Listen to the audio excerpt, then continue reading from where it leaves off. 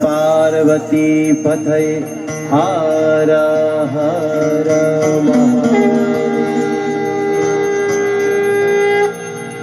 हे before you Bhojpuri के सब दर्शक लोग, आज होली के कार्यक्रम में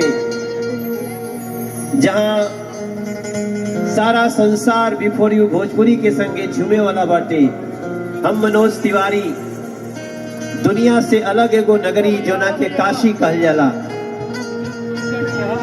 3 लोक से न्यारी काशी जहां बसे शिव अविनाशी, और ओह शहर के 80 घाट पर, जौने 80 घाट पर कभी तुलसी बाबा भी बैठ करके रामचरितमानस के रचना कैले, ओह घाट पर गंगा जी के किनारे बैठल वाली जा, और जहां जहां हमार नजर जा रहल बा सब फगुआ के रंग में रंगाइल भाई बहन बड़ बुजुर्ग सीढ़ी पर बैठल, कुर्सी पर बैठल, पानी में नाव पर बैठल, अपने अपने पैर पे जे खड़ा बा करो के, और जो दूसरे के कंधा पे खड़ा बा करो के, सबके होली बहुत बहुत मुबारक, बधाई हो आप सबके होली के।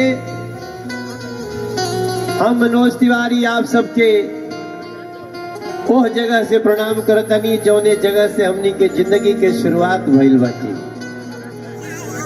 यही 80 घाट पर गनो गौली जा, लठियों खैली जा। जय हो याद बा। कभी कभी जिंदगी बने खातिर लाठियों बड़ी जरूरत होला भैया। हे हमार नाव के चलावे वाले भैया लोग, जितना दिन नाव पर घुमोले बा, सब जन के आज के होली में बहुत बहुत स्वागत बाटे। और मानत देव नहीं तो पत्थर, हमरे यह मंच पे महादेव खड़ा बाड़े, गौरा पार्वती, और अगर थोड़े देर में राम जी भी आ जाए, देखो राम सीता जी भी खड़े। मानो तो देव नहीं तो मन में विश्वास करे तो पारसोरित सारी दुनिया में, मन में विश्वास तो सारी दुनिया में प्रकाश। और हमार विश्वास बाटे कि जे रंग खेलेला वही बजरंग होला। क्या बात है। जिसने खेला रंग वही बना बजरंग।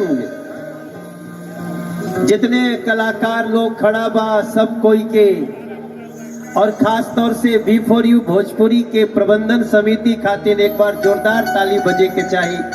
काशी में आवे खातिर हिम्मतों कमे लोग करेला। बिफोर यू के